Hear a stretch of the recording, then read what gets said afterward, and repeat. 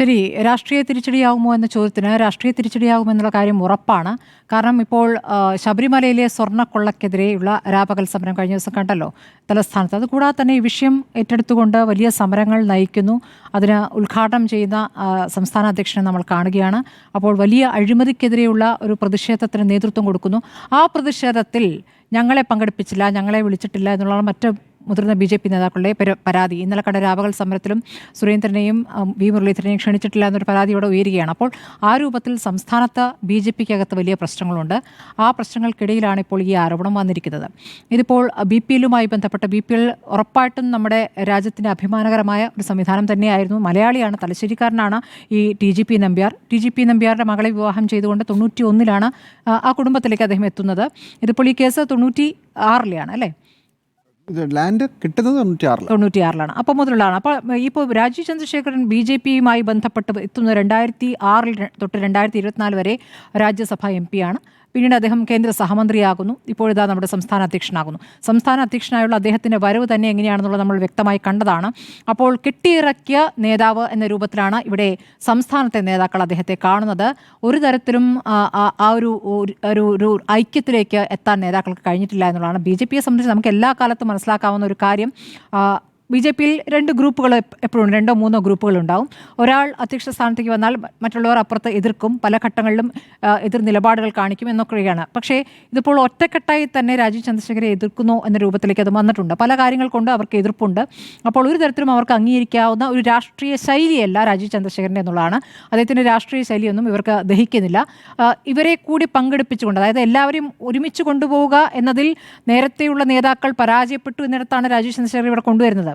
അപ്പോൾ അങ്ങനെ ഐക്യപ്പെടുത്താനായി അമിത്ഷാ തന്നെ തീരുമാനമെടുത്തു കൊണ്ടുവന്ന ആളാണ് രാജീവ് ചന്ദ്രശേഖർ. പക്ഷേ രാജീവ് ചന്ദ്രശേഖറിനെതിരായ ഓരോ വാർത്തയും അപ്പുറത്തെ വിവിധ ഗ്രൂപ്പുകൾക്ക് വലിയ സന്തോഷമുണ്ടാക്കുന്ന വാർത്തയാണ്.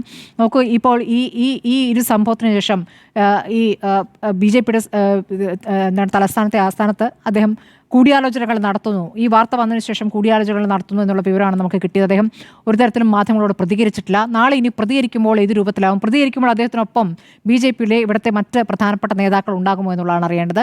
ഈ നിമിഷം വരെ അവരാരും തന്നെ പ്രതികരിക്കാൻ തയ്യാറായിട്ടില്ല, അതായത് പ്രതിരോധിക്കാൻ തയ്യാറായിട്ടില്ല. രാജീവ് ചന്ദ്രശേഖരന് വേണ്ടി പ്രതിരോധിച്ച് സംസാരിക്കാൻ ഇവരാരും തയ്യാറായിട്ടില്ല എന്നുള്ളത് പ്രത്യേകം ആലോചിക്കേണ്ടതാണ്. ഇതിനിടയ്ക്ക് തന്നെ ചില കാര്യങ്ങൾ നടന്നു എന്നുള്ള വാർത്തകളും വരുന്നുണ്ട്. ഈ പാർട്ടിയിൽ നിന്ന് വിവരങ്ങൾ ചോരുന്നുണ്ടോ, തനിക്കെതിരെയുള്ള പടയൊരുക്കം പാർട്ടിക്കകത്ത് നടക്കുന്നുണ്ടോ എന്നറിയാൻ വേണ്ടി അവിടെ പാർട്ടി ഓഫീസിലെ തന്നെ ആളുകളുടെ ഫോൺ പരിശോധിക്കുന്നു.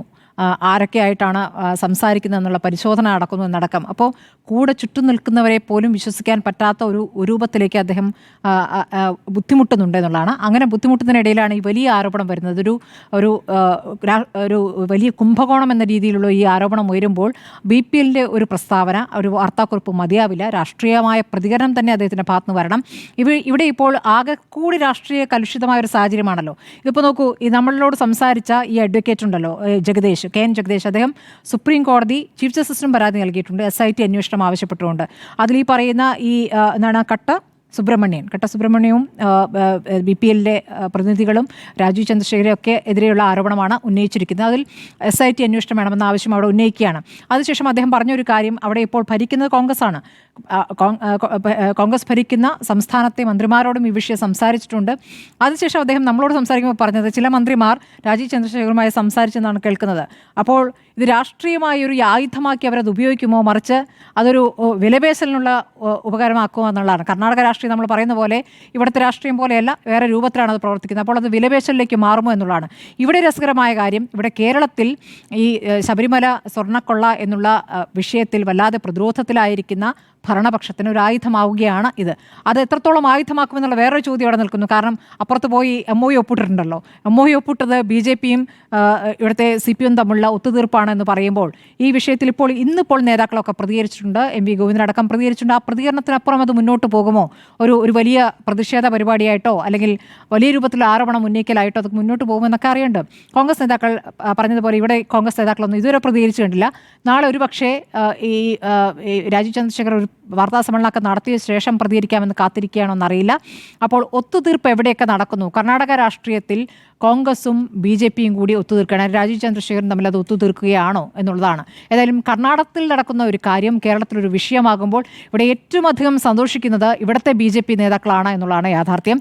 അപ്പോൾ ഇത് ഇനി അങ്ങ് ഡൽഹിയിലേക്ക് എത്തുമ്പോൾ, ഡൽഹിയിൽ എന്ന് വെച്ചാൽ BJP കേന്ദ്ര നേതൃത്വത്തിലേക്ക് എത്തുമ്പോൾ അത് ഏത് രൂപത്തിലാണ് അത് പ്രവർത്തിക്കുക എന്നുള്ളത്. ഇപ്പോൾ എനിക്കെതിരെ ഇവിടെ നേതാക്കൾ പടയൊരുക്കം നടത്തുന്നു, എനിക്കെതിരെ ഇവിടെ ഒരു വലിയ രാഷ്ട്രീയ ഗൂഢാലോചന നടത്തുന്നു എന്ന് രാജീവ് ചന്ദ്രശേഖർ ഒരുപക്ഷെ ദേശീയ നേതൃത്വത്തെ അറിയിക്കുകയാണെങ്കിൽ ഒരുപക്ഷെ ആ ദേശീയ നേതൃത്വം രാജീവ് ചന്ദ്രശേഖരനൊപ്പമായിരിക്കും നിൽക്കുക എന്നാണ് മനസ്സിലാക്കുന്നത്. കാരണം ഇത്തരത്തിലുള്ള കുംഭകോണങ്ങളൊക്കെ പല സംസ്ഥാനങ്ങളിലും BJP നേതാക്കൾ നടക്കുന്ന നല്ല ബിസിനസ്സുകാരായ ഒരുപാട് BJP നേതാക്കളുണ്ട്. നമുക്കിവിടെ കേരളത്തിൽ ഈ പറഞ്ഞ താഴെത്തട്ടിൽ നിന്ന് വന്ന് RSSൽ പ്രവർത്തിച്ച് അങ്ങനെ യുവമോർച്ചയിൽ പ്രവർത്തിച്ചൊക്കെ വന്ന ആളുകൾ ഇപ്പോൾ ഈ പറയുന്ന സുരേന്ദ്രനെ സംബന്ധിച്ചൊക്കെയുള്ള വിഷമം അതാണല്ലോ. യുവമോർച്ചയിൽ നിന്ന് വന്നാണ് ഇത്രകാലം അധ്യക്ഷനായി. പക്ഷേ ഇവിടെ പാർട്ടിക്ക് വോട്ട് ശതമാനം കൂട്ടി എന്നതിനപ്പുറം ചില ഘടകങ്ങൾ അവർക്ക് മുന്നോട്ട് പോകുന്നതിന് തടസ്സമായിട്ടുണ്ട്. അപ്പോൾ അതിൽ ഒരു മാറ്റം ഉണ്ടാക്കാനാണ് ഇവിടെ രാജീവ് ചന്ദ്രശേഖർ കൊണ്ടുവന്നിരിക്കുന്നത്. ആ ഒരു ബുദ്ധി അതൊരു ശരിയായ ബുദ്ധിയായിരുന്നു എന്നതിന് ദേശീയ നേതൃത്വം ആലോചിക്കേണ്ടി വരും. നാളെ ഇപ്പോൾ ഈ കാര്യങ്ങളൊക്കെ കൃത്യമായി അദ്ദേഹത്തിന് വിശദീകരിക്കാൻ കഴിയുമോ എന്നുള്ളത് കൂടി പ്രധാനപ്പെട്ട കാര്യമാണ്. അപ്പോൾ നമുക്ക് പല രാഷ്ട്രീയ വിഷയങ്ങളിലും രാജീവ് ചന്ദ്രശേഖർ എത്രത്തോളം നന്നായി പ്രതികരിക്കുന്നുണ്ടെന്നൊരു കാര്യമുണ്ടല്ലോ. ഇപ്പോൾ അതേസമയം അപ്പുറത്ത് K. സുരേന്ദ്രൻ ഈ MOU ഒപ്പിട്ടതുമായി ബന്ധപ്പെട്ട് വലിയ പരിഹാസമായിട്ട് രംഗത്ത് വരികയാണല്ലോ. ആ പരിഹാസ രൂപത്തിലുള്ള പ്രതികരണം എന്നുള്ളതാണ് അവരുടെ രാഷ്ട്രീയ തന്ത്രം. അപ്പോൾ നിങ്ങളിപ്പോൾ ഞങ്ങളുടെ ലൈനിലേക്ക് വന്നല്ലോ, ഞങ്ങളതെല്ലാം പഠിപ്പിക്കാൻ പോകുന്ന സവർക്കറൊക്കെ ഇനി നിങ്ങൾ പഠിപ്പിച്ചിരിക്കും, അതാണ് ഞങ്ങളുടെ വഴിയിലേക്ക് നിങ്ങൾ വന്നു എന്ന് പറയുമ്പോൾ ആ രൂപത്തിൽ പ്രതികരിക്കാൻ ഒരുപക്ഷെ രാജീവ് ചന്ദ്രശേഖർ കഴിയുന്നില്ല. അതാണ് ഇവിടെ ലാക്ക് ചെയ്യുന്നത്. BJPയെ സംബന്ധിച്ച് ആ തരത്തിൽ പ്രവർത്തിക്കാൻ അദ്ദേഹത്തിന് കഴിയുമോ? അദ്ദേഹം എന്റെ ശൈലി, ആ ശൈലി ഇവിടെ ഓടുമോ എന്നാണ് ഞാൻ ചോദിക്കുന്നത്. ഈ ശൈലി അദ്ദേഹം പറയുന്നത് വാസവൻജി, പിണറായിജി എന്ന് പറയുന്ന ഒരു ശൈലി ഉണ്ടല്ലോ, അത് അദ്ദേഹത്തിൻ്റെ ഒരു സാംസ്കാരികമായി ഉയർന്ന തലമാണ്. പക്ഷേ രാഷ്ട്രീയത്തിൽ അത്രയും ബഹുമാനം കൊടുത്തുകൊണ്ട് ഒരു ആരോപണം ഉന്നയിക്കാൻ പറ്റുമോ എന്നുള്ളൊരു വിഷയം അവിടെ നിൽക്കുന്നു. വാസവൻജി ഒഴിഞ്ഞു പോകൂ, രാജിവെച്ച് പോകൂ എന്ന് പറയുന്നതും വാസവൻ ഇറങ്ങി പോകണം, ഞങ്ങളത് സമരത്തിലേക്ക് നടക്കുന്നു എന്ന് പറയുന്നത് രണ്ടും വ്യത്യാസമുണ്ടല്ലോ. രാഷ്ട്രീയത്തിൽ അത്രയും രൂപത്തിൽ സംസാരിക്കാൻ പറ്റില്ല, പറയാൻ പറ്റില്ല. പുതിയൊരു ശൈലിക്കാണ് അദ്ദേഹം തുടക്കം കൊടുക്കുന്നത്. ശരി, ആ ശൈലി എത്രത്തോളം, ആ ശൈലിക്ക് ഒരു കൂട്ട് വേണ്ടേന്നേ, പാർട്ടിക്കകത്തുനിന്നൊരു കൂട്ട് വേണ്ടേ? ഇപ്പോൾ അവിടെ കൈകൊട്ടി സന്തോഷിക്കുന്ന ഒരു വിഭാഗം അപ്പുറത്തുണ്ട്. അപ്പോൾ അതൊരു പ്രശ്നമാണ്. ഇപ്പോൾ രാപ്പകൽ സമരമൊക്കെ സാധാരണ BJP നടത്തുന്ന സമയത്ത് 10,000 BJPയുടെ സംസ്ഥാന നേതൃത്വത്തിൽ നേരിൽ ക്ലിഫ് ഹൗസിൻ്റെ ഒരു രാപ്പകൽ സമരം നടത്തുന്ന സമയത്ത് 1200, 1300 ആൾക്കാരൊന്നും അല്ല. കാരണം 10,000 ആൾക്കാരെ പങ്കെടുപ്പിച്ചുകൊണ്ടാണ്. ഇത് വളരെ ചുരുങ്ങി 1000-1200 ചുരുങ്ങുകയാണ്. കാരണം അതുകൊണ്ട് സാധാരണക്കാരെ കൊണ്ടുവരാൻ കഴിയുന്നില്ല എന്നുള്ളതുകൊണ്ടാണ്. അദ്ദേഹം ശൈലി കൊണ്ടുവന്നതൊക്കെ പറയുമ്പോഴും മാധ്യമങ്ങളോട് അന്ന് പ്രതികരിച്ച രീതി കണ്ടല്ലോ അല്ലേ? അദ്ദേഹത്തിന് ദേഷ്യം വരുമ്പോൾ അദ്ദേഹത്തിന് പ്രതികരിക്കാനും പറ്റുന്നില്ല. ഒന്നാമത് ഭാഷയുടെ ഒരു പ്രശ്നമുണ്ട്. അപ്പോൾ അതെല്ലാം കൂടി ചേർന്നൊരു മിക്സാണ്. അതിനെ എങ്ങനെയാണ് മറ്റുള്ളവർ ആയുധമാക്കുക? അതായത് ഈ പറഞ്ഞ CPM ആയുധമാക്കുന്നതും കോൺഗ്രസ് ആയുധമാക്കുന്നതല്ല, BJPക്കകത്ത് മറ്റ് ഗ്രൂപ്പ് ചുറ്റും നിൽക്കുന്ന മറ്റു രാഷ്ട്രീയ മുതിർന്ന BJP നേതാക്കളെ എങ്ങനെ ആയുധമാക്കുന്നതാണ് ഏറ്റവും പ്രധാനപ്പെട്ട വിഷയമാകുക. അങ്ങനെ വരുമ്പോൾ അതൊരു രാഷ്ട്രീയ തിരിച്ചടിയാകും. എങ്ങനെയായാലും ഇതൊരു വിഷയമായിരിക്കുന്നു. ആ വിഷയം മറ്റുള്ളവർ ഉപയോഗിക്കുമെന്നുള്ള കാര്യം ഉറപ്പാണ്. അപ്പോൾ നാളെ എന്താണ് അദ്ദേഹം വിശദീകരിക്കുക? ഞാൻ BPLന്റെ ഭാഗമല്ല എന്ന് അദ്ദേഹത്തിന് പറയാൻ കഴിയില്ല. ഈ ഡീലിങ്സുമായി ബന്ധപ്പെട്ട രേഖകൾ പുറത്തു വന്നിട്ടുണ്ട്. അപ്പോൾ അത് എങ്ങനെ വിശദീകരിക്കുമെന്ന് നമുക്ക് ഒരു കൗതുകമായി അവിടെ നിൽക്കുന്നു. ഏതായാലും നിലവിൽ രാഷ്ട്രീയ തിരിച്ചടിയാകുമെന്നുള്ള കാര്യത്തിൽ ഒരു തർക്കവുമില്ല.